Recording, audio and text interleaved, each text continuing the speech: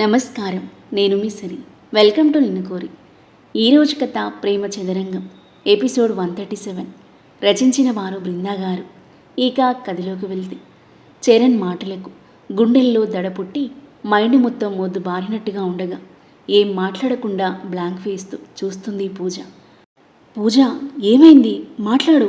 ప్రేమ్ తన భుజాలు పట్టుకుని కుదిపేసరికి తేరుకొని అతని వైపు కలవరంతో చూసింది. ఏమైందో చెప్పు పూజ, అడిగాడు మళ్ళీ. ఏం చెప్పాలో తనకి ఏమీ అర్థం కావట్లేదు. ప్రేమ్ను తప్ప తన జీవితంలో మరొకరిని కలలో కూడా ఊహించుకోలేదు. ఆ ఊహకే ప్రాణం పోతున్నట్టుగా ఉంది తనకి. అలా అని తన ప్రేమ కోసం కన్న వాళ్ళ ప్రాణాల్ని పరువుని పనంగా పెట్టలేదు. చరణ్ ద్వారా తన లైఫ్లోకి వచ్చిన ఊహించని తుఫాన్కి ఆమె మనసు గందరగోళంగా మారింది. ఒక్కసారిగా దుఃఖం ముంచుకొచ్చింది. నోటికి చెయ్యి అడ్డు పెట్టుకుని ఏడుస్తూ బయటికి పరిగెత్తింది పూజ. షాక్ అయిపోయిన ప్రేమ్ గుండెల్లో గుబులు మొదలైంది. వెంటనే ఆమె వెనుక పరిగెత్తాడు. కార్ బ్యాక్ సీట్లో కూర్చొని చేతుల్లో మొహం దాచుకుని ఏడుస్తుంది. కంగారు పడుతూ ఆమె పక్కకు వెళ్ళి కూర్చున్నాడు. ఆమె అంతలా ఏడవడం ఎప్పుడూ చూడలేదు ప్రేమ్. తనని అలా చూసి అతని కళ్ళలో నీళ్లు నిండాయి. పూజ, ఎందుకు ఏడుస్తున్నావు? ఏమైందో చెప్పు. ఆ ఎదవా ఏమైనా తప్పుగా మాట్లాడా? వదలను వాణ్ణి అని ఆవేశంగా వెళ్ళబోతున్న అతని చేయి పట్టుకుని ఆపింది పూజ. చెంపల మీదుగా దారలుగా వర్షిస్తున్న కన్నీటితో ఏడ్చి ఏడ్చి ఎర్రగా కందిపోయిన ఆమె ఫేస్ చూసి అతని గుండె అల్లాడిపోయింది. ఆమె మొహాన్ని 2 చేతులతో పట్టుకున్నాడు. ఏమైంది పూజ? ఎందుకు ఇలా ఏడుస్తున్నావు? నువ్వు ఏడుస్తుంటే నాకు ఏడుపు వస్తుంది. వాడిని ధైర్యంగా రిజెక్ట్ చేసి వాడికి షాక్ ఇస్తావనుకుంటే ఇలా ఏడుస్తూ నాకు షాక్ ఇస్తున్నావేంటి? ఏం జరిగిందో చెప్పు, నాకు మెంటల్ ఎక్కిపోతుంది అన్నాడు ఆవేదనగా. బేలగా చూస్తుందే కానీ నోరు విప్పట్లేదు పూజ. ఆమె మౌనం అతన్ని మరింత కలవరపరిచింది. పూజ, ప్లీజ్, ఈ సైలెన్స్ భరించడం నా వల్ల కావట్లేదు, చెప్పవే అన్నాడు. నేనిప్పుడు ఏం చెప్పలేను ప్రేమ్. నేను ఫ్లాట్కి వెళ్ళిపోతాను, నువ్వు ఆఫీస్కి వెళ్ళు. నేను ఇలా వదిలేసి నేను ఆఫీస్కి ఇలా వెళ్తాను. ఇద్దరం వెళ్దాం పదా అని ప్రేమ్ కార్ దిగగా మౌనంగా కార్ దిగి ఫ్రంట్ సీట్లో కూర్చుంది. ఆమె వైపు బాధగా చూస్తూ కార్ స్టార్ట్ చేశాడు ప్రేమ్. ఫ్లాట్కి చేరుకోగానే పూజ కార్ దిగి పరిగెత్తుకుంటూ పైకి వెళ్తుంటే తన వెనుకే వెళ్ళబోయిన వాడల్లా లేమి అలోన్ ప్రేమ్ అని పూజ అనేసరికి ఆగిపోయాడు.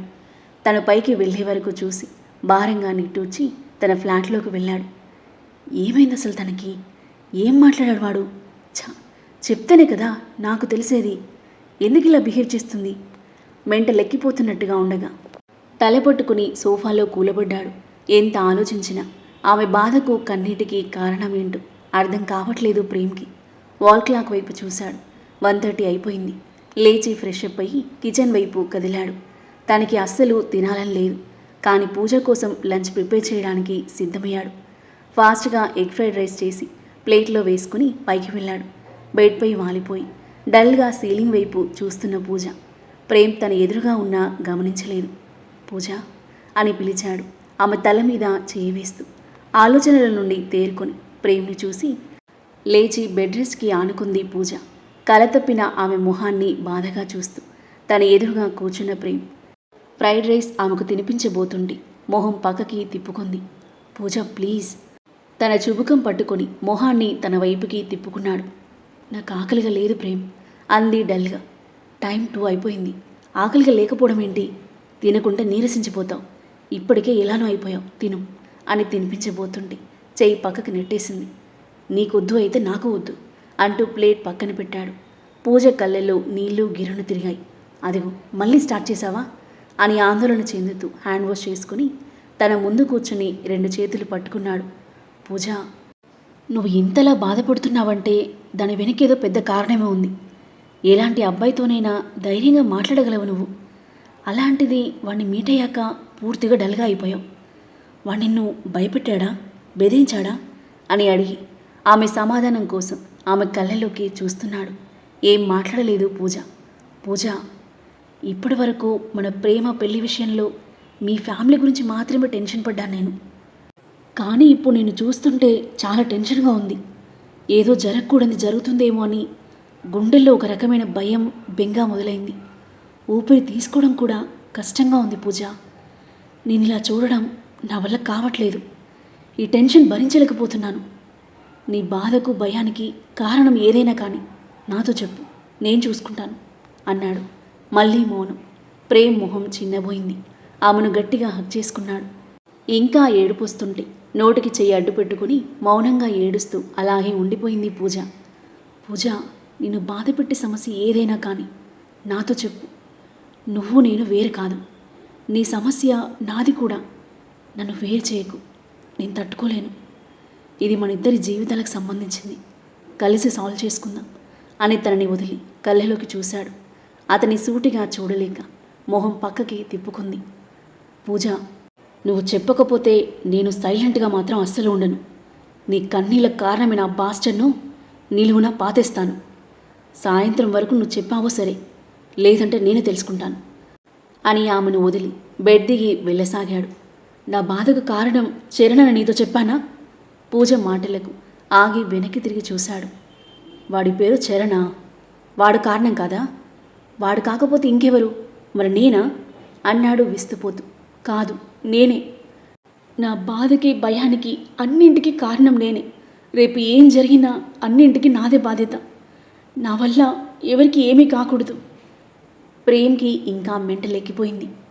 ఎవరికి ఏం జరుగుతుంది పూజ? ఏదో ఒకటి క్లారిటీగా చెప్పవే. పట్టపగలే చుక్కలు చూపిస్తున్నావు.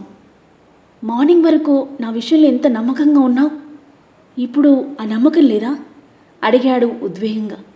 ఆ మాటలకు నొచ్చుకున్న పూజ కళ్ళ నుండి కన్నీళ్లు జలజల రాలాయి. అతని మీద నమ్మకం ఉంది. అలాగే చరణ్ గురించి భయాందోళనలు తనకున్నాయి. ఈ పరిస్థితుల్లో ఏం చేయాలో అర్థం కాక ఉక్కిరి బిక్కిరవుతుంది తను. కొన్ని క్షణాలు ఆమె వైపే చూసిన ప్రేమ్కి ఆమె మౌనం మరింత పిచ్చెక్కిస్తుంటే అక్కడి నుండి కిందకు వెళ్ళిపోయాడు. అతను వెళ్ళగానే మోకాలలో మొహం దాచుకుని కన్నీరు మున్నీరైంది పూజ. గార్డెన్లో అటూ ఇటూ తిరుగుతూ ఆలోచిస్తూ ఉన్నాడు ప్రేమ్. నిజం ఎలా తెలుసుకోవాలి? జరిగిందేంటో తెలియకుండా వాణ్ణి ఏమి చేయలేం. పైగా వాడు పూజకి రిలేటివ్. ఫ్యామిలీ నుండి పూజకి ప్రాబ్లం అవుతుంది. ఏం చేయాలి అని ఆలోచిస్తున్న తనకి ఈషు గుర్తొచ్చి వెంటనే కాల్ చేశాడు. తన టీంతో వర్క్ చేయిస్తున్న ఈషు ఫోన్ మోగడంతో తీసి చూసింది. యూ క్యారియన్, నేను ఇప్పుడు వస్తాను అని తన టీంకి చెప్పి పక్కన హాల్కి వెళ్ళి కాల్ లిఫ్ట్ చేసింది. Hi Prem, what's up? బిజీగా ఉన్నావు ఈషు? డల్గా వినిపించిన అతని స్వరానికి ఈషు కనుబొమ్మలు ముడిపడ్డాయి. లేదు ప్రేమ్, పెళ్లి చూపులు అయిపోయాయా? ఏం జరిగింది అని అడిగింది కుతూహలంగా. దాని గురించి మాట్లాడాలనే చేశాను. వచ్చాడా అతను? వచ్చాడు. సైలెంట్గా వచ్చి పెద్ద మంట పెట్టి వెళ్ళాడు. ఏం జరిగింది ప్రేమ్ అడిగింది అయోమయంగా. చాలా జరిగింది షో. వాడు వచ్చాడు. ఇద్దరూ కాసేపు మాట్లాడుకున్నారు. కాస్త సీరియస్గానే నడిచింది వారి కన్వర్జేషన్. వాడు ఏం మాట్లాడాడో తెలియదు కానీ వాడు వెళ్ళగానే నీ ఫ్రెండ్ ఒకటే ఏడుపు. ఏంటి, ఏడుస్తుందా? షాకింగ్గా అడిగింది ఈషు. మామూలు ఏడుపు కాదు, భయం వేసేలా ఏడుస్తుంది. ఎంతగా అడిగినా ఏం జరిగింది అంటే చెప్పదు. తినమంటే తినదు. ఏం మాట్లాడినా ఏడ్చేస్తుంది. తనని అలా అస్సలు చూడలేకపోతున్నాను. ఒకసారి తనతో మాట్లాడతావని చేశాను. మాట్లాడతాను ప్రేమ్. ఆ ఇడియట్ ఏదో చెప్పి బెదిరించుంటాడు. యూ డోంట్ వరీ, మేము చూసుకుంటాం అంది భరోసాగా. అలాగే ఇషు అని ఫోన్ పెట్టేసి చెట్టు కింద స్వింగ్ చైర్లో కూర్చున్నాడు. తల వెనక్కి వాల్చి కళ్ళు మూసుకొని ముందుకు వెనక్కి ఊగుతూ ఆలోచిస్తూ ఉన్నాడు. పూజ అంతగా ఏడుస్తుంది అంటే అంత చిన్న ప్రాబ్లం అయితే కాదు. వాడు మామూలుడు కాదు. ఆలోచనలో ఉన్న ఇషు తన భుజం మీద పడిన చెయ్యికి వెనక్కి తిరిగి చూస్తే అదవ్. ఏమైంది ఇషు? పిలుస్తున్న వినిపించుకోకుండా ఏం ఆలోచిస్తున్నావు? ప్రేమ్ కాల్ చేశాడు అని అతను చెప్పిన విషయం అదవ్కి చెప్పింది ఇషు. షాకింగ్గా చూశాడు అదవ్. వాడిపై పట్టలేనంత కోపం వచ్చింది. ఈడియట్, వాడిని అస్సలు వదలని ఇషు. వాడి డీటెయిల్స్ ఇవ్వు, నాకు వేసేస్తాను ఆవేశంగా అంటున్న అదవ్ నోరు మూసేసింది. మై డియర్ రౌడీ మొగుడు గారు, కాస్త శాంతం. మీ మాటలు బావ మామయ్య గాని వింటే అంతే సంగతులు. తమ యాక్షన్ యాంగిల్ వాళ్ళకి తెలియదు కదా అంది నోటిపై ఉన్న ఆమె చేతిని తీసేసి. అలాగా రౌడీ పెళ్ళం గారు, మరి ఇప్పుడు ఏం చేద్దామో కాస్త సెలవివ్వండి. రాణిగారి ఆజ్ఞ శిరస వహిస్తాం నాటకీయంగా అన్నాడు. ముందు పూజతో మాట్లాడి ఏం జరిగిందో తెలుసుకోవాలి. ఆ తర్వాత ఏం చేయాలి అనేది ఆలోచిద్దాం. ఓకే, డన్ అన్నాడు అదవ్ ఆమె చేతిలో చేయి వేసి. కాసేపటికి చైర్ల నుండి లేచి లోపలికి వెళ్ళాడు ప్రేమ్. ఆకలి అయినా తినాలని లేక వాటర్ తాగేసి బెడ్పై నడుము వాల్చాడు. ఎడతెగని ఆలోచనలు అతని మైండ్లో సుడులు తిరుగుతూ ఉంటే అస్సలు కుదురుగా ఉండలేకపోతున్నాడు. బెడ్ దిగి కాసేపు అటు ఇటు తిరిగి మళ్ళీ బెడ్పై పడిపోయి సీలింగ్ చూస్తూ ఉండిపోయాడు. గంట గడిచింది. తలంతా నొప్పిగా అనిపిస్తుంటే లేచి కాఫీ పెట్టడానికి పాలు స్టవ్ మీద పెడుతున్న ప్రేమ్ కార్ సౌండ్ వినిపించి ఎవరై ఉంటారు అనుకుంటూ స్టవ్ ఆఫ్ చేసి బయటకొచ్చి చూస్తే అదవ్, ఇషు కార్ దిగుతున్నారు. వాళ్ళు వస్తారని అస్సలు ఊహించలేదు ప్రేమ్. ప్రాబ్లం చెప్పగానే ఎంత బిజీగా ఉన్నా అన్ని పనులు పక్కన పెట్టి చెన్నై కోసం తన కోసం వచ్చిన వాళ్ళని చూసి కళ్ళలో నీళ్లు తిరిగాయి ప్రేమ్కి. అప్పటిదాకా బాధతో భయాందోళనలతో భారంగా మారిన అతని గుండె వాళ్ళని చూడగానే సగం భారం తగ్గిపోయి కొండంత ధైర్యం వచ్చేసింది. పరిగెత్తుకుంటూ వెళ్ళి వాళ్ళని చెరో చేత్తో చుట్టేశాడు. అన్ని పనులు వదులుకొని మీరు నా కోసం ఇంత త్వరగా వస్తారనుకోలేదు. థ్యాంక్ యూ సో మచ్ అన్నాడు వాళ్ళని వదులుతూ. ఫ్రెండ్స్ ప్రాబ్లంలో ఉంటే రాకుండా ఎలా ఉంటానరా? వర్క్ ఇవాళ కాకపోతే రేపు చేసుకుంటాం, కానీ మీది లైఫ్ మ్యాటర్. మీకన్నా వర్క్ ఎక్కువ కాదు మాకు. మీరు సఫర్ అవుతుంటే మేము అక్కడ ప్రశాంతంగా ఎలా ఉంటాం అన్నాడు అదవ్. ప్రేమ్ భుజం చుట్టూ చేయి వేసి దగ్గరికి తీసుకుంటూ హ్యాపీగా చూశాడు ప్రేమ్. ఏమైనా చెప్పిందా పూజ అడిగింది ఇషు వాళ్ళతో పాటు లోపలికి నడుస్తూ. లేదు ఇషు, నువ్వు మాట్లాడావా తనతో అని అడిగాడు. ఫోన్లో మాట్లాడడం కన్నా డైరెక్ట్గా మాట్లాడితేనే బెటర్ అని ఏం మాట్లాడలేదు. టెన్షన్ పడకు, పూజతో మాట్లాడి ఏం జరిగిందో తెలుసుకుంటాను, మీరు ఇక్కడే ఉండండి అని ప్రేమ్ భుజంపై తట్టి ఇషు పైకి వెళ్ళగా కాస్త రిలీఫ్గా ఫీల్ అవుతూ అదవ్తో పాటు లోపలికి వెళ్ళాడు ప్రేమ్. ఇషు గదిలోకి వెళ్ళేసరికి బెడ్పై బోర్లా పడుకొని ఏదో కోల్పోయినట్టు దీనంగా చూస్తూ బెడ్పై వేలితో ముగ్గులు వేస్తుంది పూజ. తనని బాధగా చూస్తూ తన ఎదురుగా వెళ్ళి నిలబడింది ఇషు. తన కళ్ళెదురుగా ఫార్మల్ డ్రెస్లు. ఇషు పర్సనాలిటీ చూసి దిగ్గున తలెత్తి చూసింది పూజ. తనని చూడగానే దుఃఖం ముంచుకొచ్చిన తనని తాను తమాయించుకుని, ఇషు నువ్వెప్పుడొచ్చావు? చెన్నైలో ఉన్నావు కదా అంది లేచి కూర్చుంటూ. ఏడ్చి ఏడ్చి పీక్కుపోయిన ఆమె మొహాన్ని చూసి బాధగా అనిపించింది ఇషుకి. నీకోసమే వచ్చాను అంది ఎదురుగా కూర్చుంటూ. నాకోసమా? ప్రేమ్ చెప్పాడా అంది మెల్లిగా. అవును, నువ్వు నన్ను బెస్ట్ ఫ్రెండ్ అనుకోకపోయినా ప్రేమ్ అనుకుంటున్నాడు కాబట్టి చెప్పాడు. ఏమంటున్నావు ఇషు? నేను నిన్ను బెస్ట్ ఫ్రెండ్ అనుకోకపోవడం ఏంటి అంది నొచ్చుకుంటూ. అనుకుని ఉంటే ప్రేమ్ కంటే ముందుగా నీ దగ్గర నుండి నాకు కాల్ వచ్చేది. ఆ మాటకు ఏం సమాధానం చెప్పలేక బాధగా చూస్తూ తల వాల్చింది పూజ. తప్పు చేసిన దానిలా తలెందుకు దించుకున్నావు పూజ? ఏమైనా తప్పు చేశావా? ఆ మాట పూర్తయ్యేలోపి దిగున తలెత్తింది పూజ. నేను తప్పు చేయడం ఏంటి ఇషు? మరెందుకు తలదించుకున్నావు? ఎందుకు పిచ్చిదానిలా ఏడుస్తూ నిన్ను నువ్వు బాధ పెట్టుకుంటూ ప్రేమను బాధ పెడుతున్నావు అంది సూటిగా చూస్తూ. ఏం మాట్లాడలేదు పూజ. కళ్ళ నిండా కన్నీళ్లతో బేలగా చూస్తుంది. స్పీకౌట్ పూజ, ఏం మాట్లాడాడు వాడు? నిన్ను ఏమని బ్లాక్మెయిల్ చేశాడు? మళ్ళీ మౌనం పూజ నుండి. పూజ, భయంతో జీవితాన్ని చేజేతలా నాశనం చేసుకుంటావా? బంగారం లాంటి ప్రేమ నదులుకొని ఆ ఎదవని పెళ్లి చేసుకుంటావా? ఆడది భయపడినంత కాలం మగాడు భయపెడుతూనే ఉంటాడు. ఆ భయాన్ని అవకాశంగా తీసుకొని తన చేతిలో కీలు బొమ్మలా చేసుకుంటాడు. తప్పు చేయనప్పుడు ఎవడికి భయపడాల్సిన అవసరం లేదు. ఎలాంటి సమస్య అయినా ఆది పరాశక్తిలా మారి ధైర్యంగా ఎదుర్కొని భయపెట్టిన వాడిని భయంతో వణికిపోయేలా చేయాలి. ఇషు మాటలు పూజలో కాస్త ధైర్యాన్ని నింపాయి. నా ఫ్రెండ్ ఎవడికి పడితే వాడికి భయపడేంత పిరికిది కాదు అని నా నమ్మకం. చెప్పు పూజ, నువ్వు పిరికిదానివి కాదుగా అని అడిగింది ఇషు సూటిగా. కాదన్నట్టుగా అడ్డంగా తలాడించింది పూజ. దట్స్ మై పూజ, ఇప్పుడు చెప్పు, వాడు నిన్ను ఏమని బ్లాక్మెయిల్ చేశాడు? వాడు నీ ఆఫీసే కాబట్టి ఒకవేళ నీ గురించి ముందే తెలిసి ఉంటే ప్రేమను నీతో పాటు చూసే ఉంటాడు. నీ ఫ్యామిలీ కాబట్టి మీ ప్రేమ విషయం ఇంట్లో చెప్తానని బ్లాక్మెయిల్ చేశాడా? ఇషు అనేసరికి ఆశ్చర్యంగా చూసింది పూజ. ఆమె మోములో మారుతున్న భావాలు గమనిస్తూనే ఉన్న ఇషుకి అదే ప్రాబ్లం ఏమో అని డౌట్ రేజ్ అయింది. సి పూజ, నీ ప్రాబ్లం ఏదైనా కానీ సాల్వ్ చేయడానికి మేమున్నాం.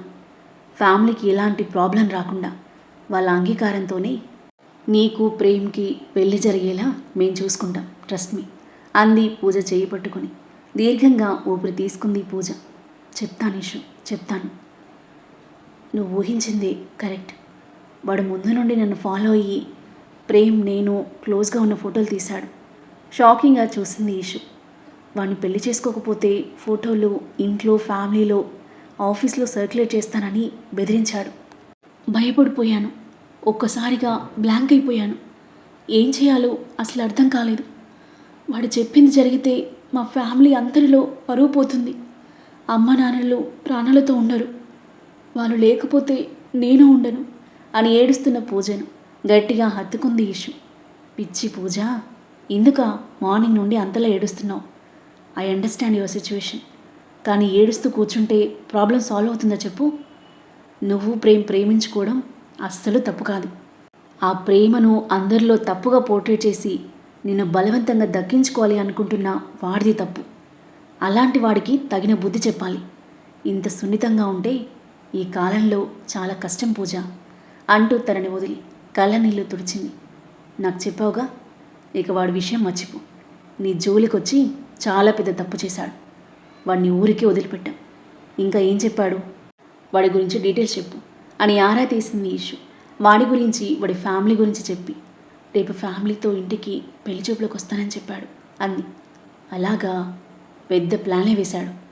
వాడు తీసుకున్న గోతిలో వాడే పడతాడు. ఇడియట్.